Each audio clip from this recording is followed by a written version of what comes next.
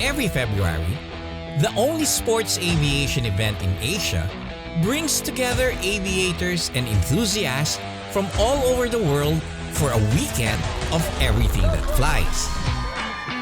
For almost 2.5 decades, the Philippine International Hot Air Balloon Fiesta, or PIHAB, has given the country a most awaited world-class airshow experience like no other. But 2020 brought with it many changes, the extent of which nobody was able to anticipate. This year saw the PIHAB moving to a different venue with a different set of aviation activities geared towards inspiring future aviators.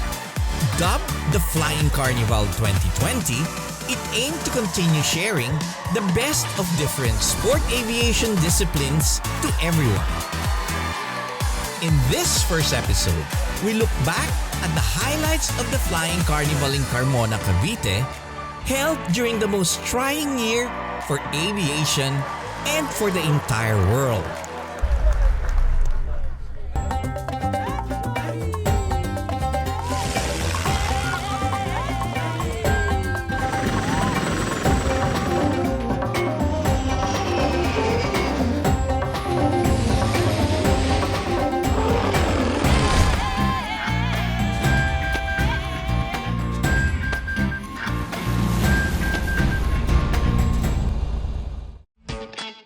Planning for the Balloon Fiesta each year takes a lot of logistical preparations, involving a great number of people.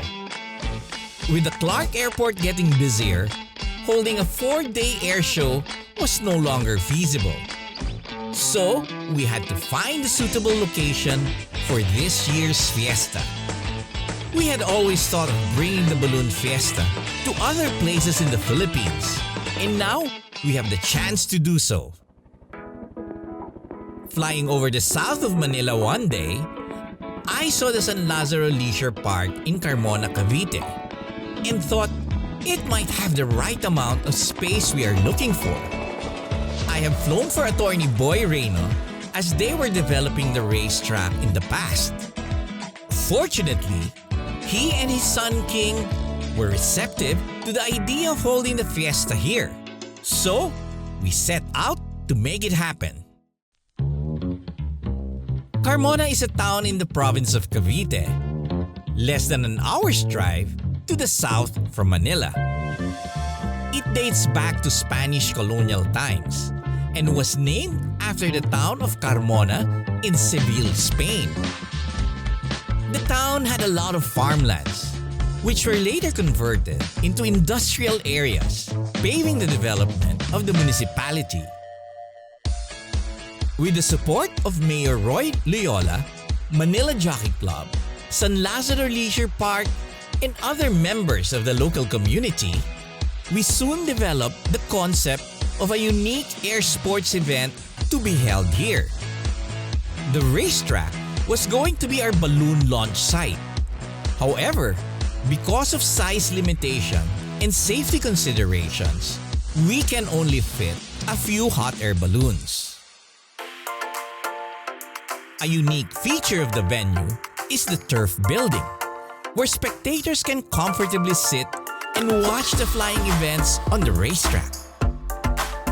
Utilizing the many function rooms inside, we can do seminars on aviation, supporting our advocacy of inspiring a new generation of aviators.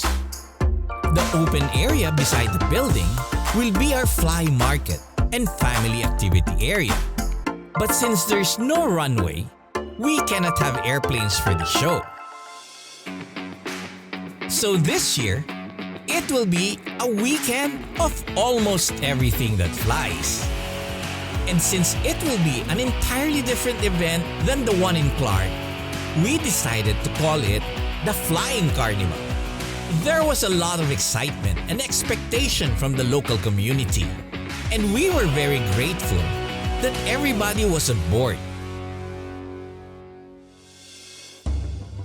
But as expected, challenges came our way. Not least of which was the eruption of Taal volcano just 2 months before the event. Thankfully, the ashes cleared and preparations continued as planned, with everyone pitching in to help. By March, it was safe for us to hold the balloon fiesta.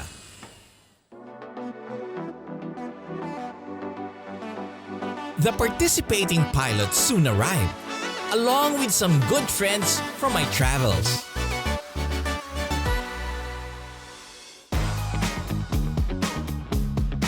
It was great to catch up with everyone at the welcome dinner hosted by Okada Manila.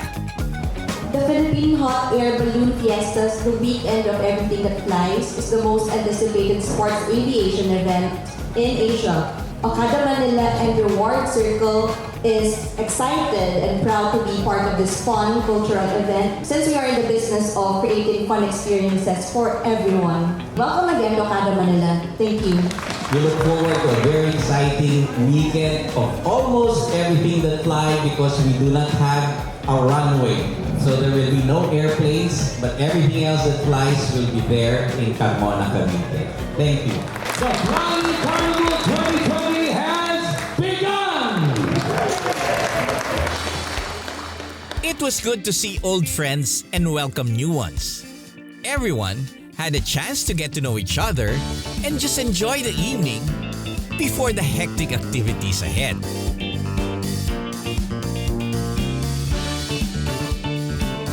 The next morning, we all headed for Carmona to begin the festivities.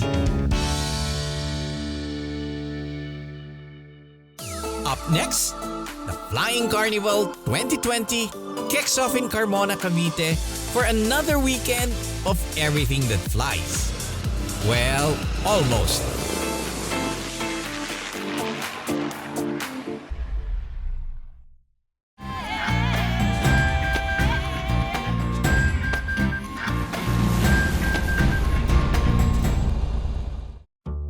It was the pilots and participants' first time in Carmona, and they spent a lot of time surveying the site before their flights. In the meantime, we all got a very warm welcome from the San Lazaro Leisure Park management and the local community. I'm very happy on behalf of my company to be part of this event, which I know has been always anticipated every year. But now, fortunately, our countrymen who live in the South and even in Metro Manila would have a bit of an easier time to come and experience this spectacle, which really is not only famous in the Philippines, but already internationally. The Department of Tourism is very thankful for the organizer of this event because now it's here in Calabarzon, Bicol. Actually, Carmona is the center for investment in sports in the province of Cavite. And having this event here in Carmona proves that we are getting stronger there, especially on the side of sports. Anticipation is very much high. And I would say come March 6, 7, 8, the joy is going to be on the air. Literally you, if you're going to the air. And all you have to do is come, enjoy with your family and everybody. Excitement filled the room as months of preparation culminate into the 3-day Flying Carnival weekend.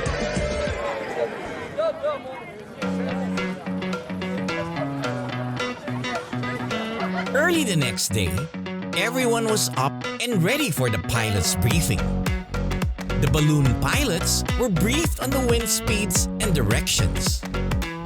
Our chase crew buddies from Pampanga, as well as the guys from the Land Rover Club of the Philippines, will be this year's enthusiastic balloon retrieval crew.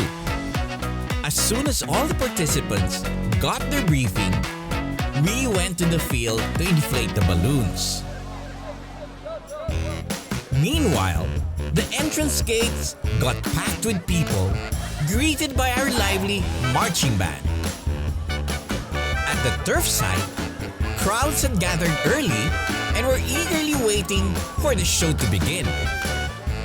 As is tradition, the festivities opened with a Philippine national anthem and flag jump.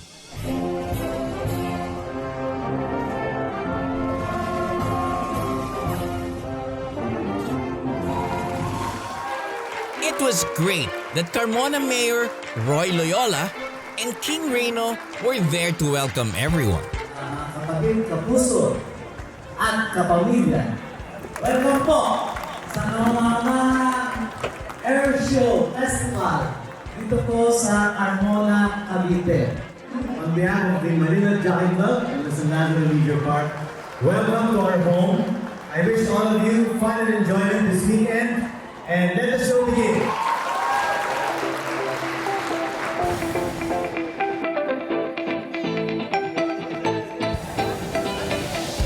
All the balloons are here.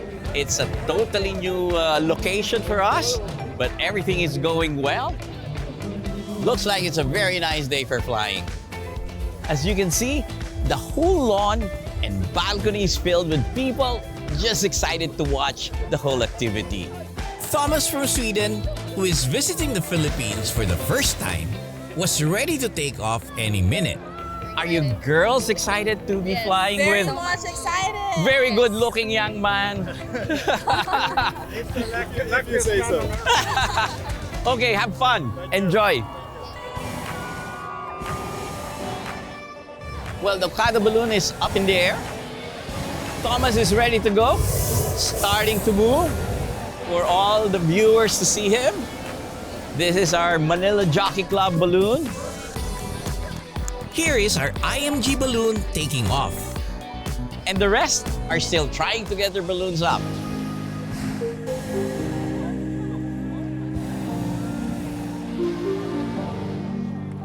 One by one, the balloons took to the air.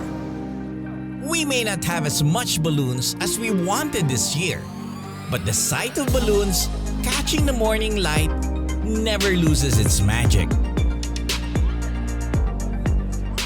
And the chase crews are off to chase their balloons. And it's so nice to see the paramotors going around the balloons and enjoying themselves.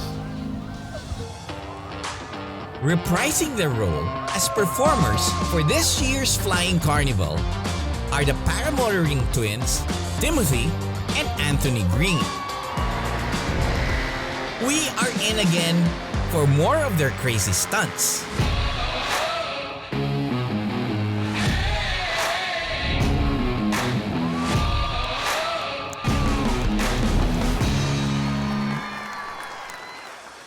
For their first time in the Philippines, we also welcome Japanese paramotor Ryoya Igarashi and Luigi Nakatani, as well as Jimmy Garu and Pyro Pike from other parts of the world. Of course, we also had our own local paramotoring teams from Manila and Cavite.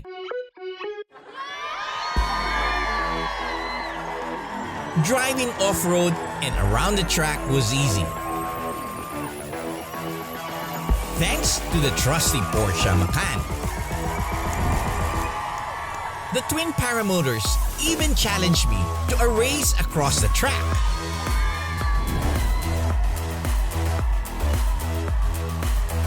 Also returning to the skies are the Jump Dogs, the parachute display team from England, ready to wow everyone with their thrilling jumps. This year, it's their first time to jump from a helicopter at the Fiesta. Of course, attendees did not miss the chance to do tandem skydiving as well.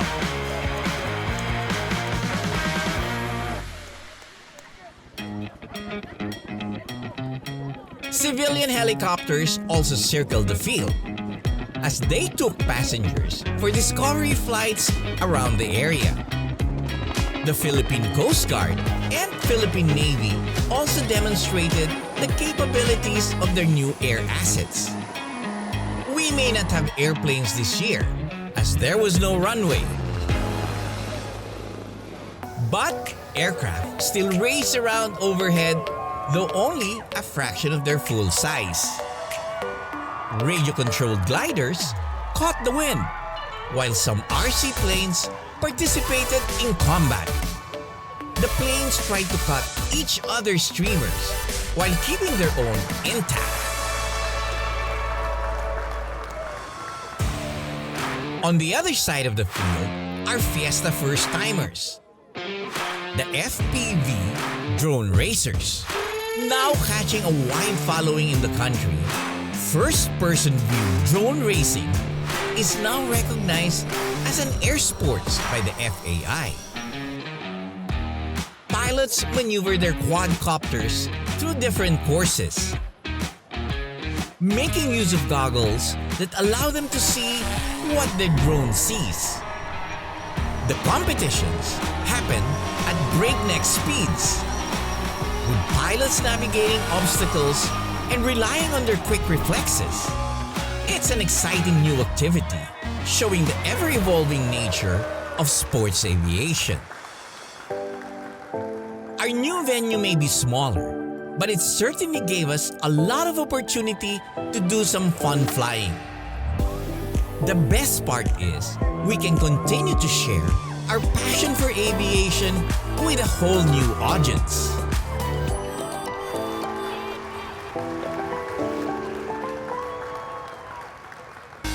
Up next, back-to-back activities continue at this year's Flying Carnival. From local musical entertainment to inspirational talks given by the best aviators in their respective fields.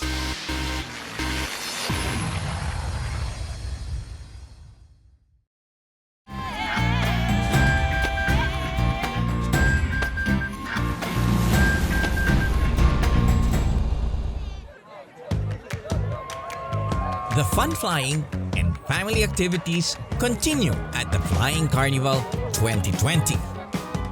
We truly appreciated the warm welcome given by the Caviteños and their willingness to contribute their time and talent to the activity. Before the sun was up and until it set, the Citizens Brigade Band of Dasmariñas tirelessly regaled the crowds with their catchy tunes and well-choreographed moves. I got to chat with the band members in between their sets.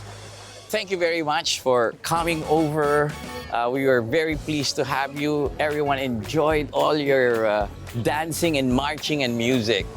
What about you guys? What do you think? Did you have fun? Is it something that you like to do every day? Well, first of all, it was fun because since this is the first time na ginanap dito yung event, and since Cavite being the marching band capital. Is it? Cavite is the marching band capital? It is the home of the city, which is the marching band capital, which is Bacoor. How many are you in the group? In total, 120. How was the group formed? You mentioned that for a while it was forgotten or everybody took it easy. But how was it reformed and reorganized again? Bali, yung merong NGO sa Dasma, which is Citizens Brigade of Dasmariñas, nagbalak sila na buuin ulit yung banda sa Dasmariñas, mabuhay ang musika. Kinausap nila lahat ng mga matatandang miyembro, pinag-ipon-ipon nila. So mga anak at apo na yung iba? Opo. Doon po nag-start. 1988, then 89 po, lumabas yung unang banda ulit, which is the Citizens Brigade Band of Dasmariñas. The band has since joined national and international competitions abroad, bagging second place in the Malaysia World Band Competition and first place in the International Music Championships. They also find time to connect young people with music, encouraging the development of new talents. Every summer, we conduct an annual workshop para po sa lahat ng mga gustong maging musician. Ang kagandahan dito ay free, for free. Oh, it's for free? Yes, sir. Do you think I can still play a musical instrument? Of course, and it's never too late. I wish I had half of their musical talent and dance skills, but I better stick to what I know.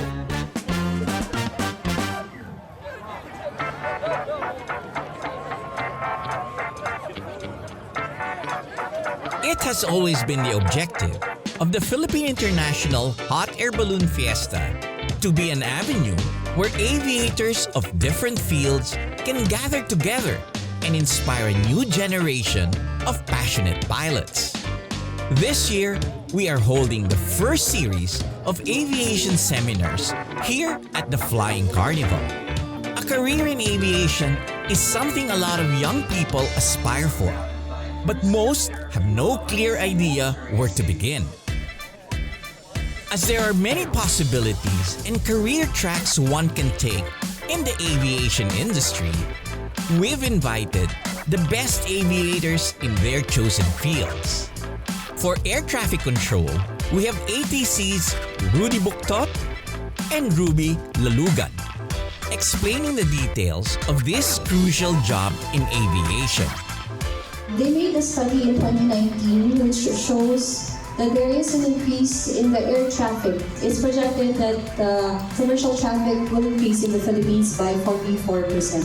So here you can see we have the boundaries of our airspace. So from the northwest, Hong Kong, the north, Taiwan, and Japan. So we follow rules and we apply the rules to all commercial traffic. Captain Myra Florencio of Cebu Pacific shared her personal journey to becoming a line captain and line check pilot, offering tips and advice for aspiring airline pilots. So it may seem like a very easy, fun, and lucrative job.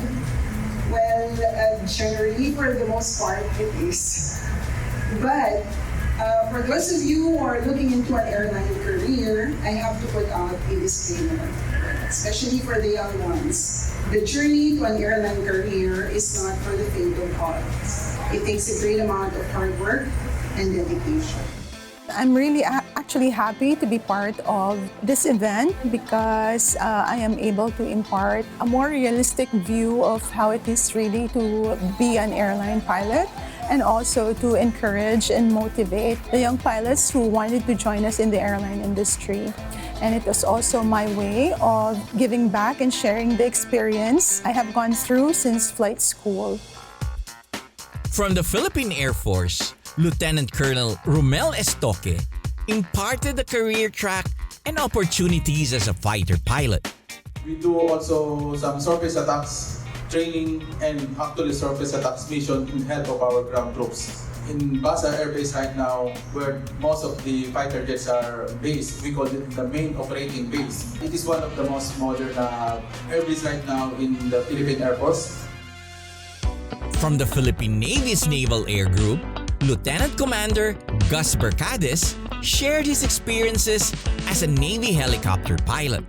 I'm a pilot in command of the AW-109, and recently I was rated as the instructor of the Robinson's R-22 trainer aircraft. As naval aviators, we are expected to be the best at what we do. It was really a great experience for me, especially being a member of the Armed Forces and the Naval Air Wing. I was able to impart how it is like to be a naval helicopter pilot of the Naval Air Wing. Also, I hope I was able to inspire the youth on career opportunities in the naval aviation. On the side of general aviation, we invited speakers who are avid fun flyers, carving their own path in aviation out of a hobby they most enjoyed.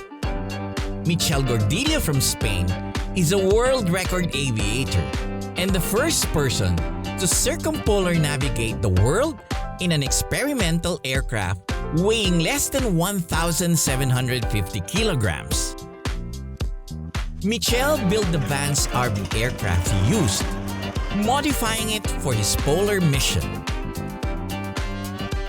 He shared this amazing part of his aviation journey to inspire everyone. I did start with that love since I was 7 years old. I was able to build my first model aircraft when I was 12 years old and became pilot when I was 18 years old. Pete Bish from England, a former air traffic controller, balloon pilot, and an aviation nut, also shared his incredible life story that revolved around flying. There are many, many jobs out there, but if you get a hobby and a passion, then you can then work in the job that you enjoy rather than going to work with no enjoyment. And of course, I wouldn't miss this chance to also impart my aviation life and the unconventional path that I took to be where I am today as a pilot. Instead of giving up, I used the experience as a lesson and bought myself an expensive and a much better airplane. I got myself a Piper Super Cup and started my banner towing business. We had a great time hearing each other's stories and answering questions that followed. It was a good feeling to be able to offer different perspectives and paths that we hope will lead to a fulfilling aviation career for these young people. Next week, more fun activities at the Flying Carnival, followed by wildlife encounters, hilltop adventures, and beachside lounging for our foreign guests in sunny Bohol. This has been your captain, Joy Roa. See you in the next...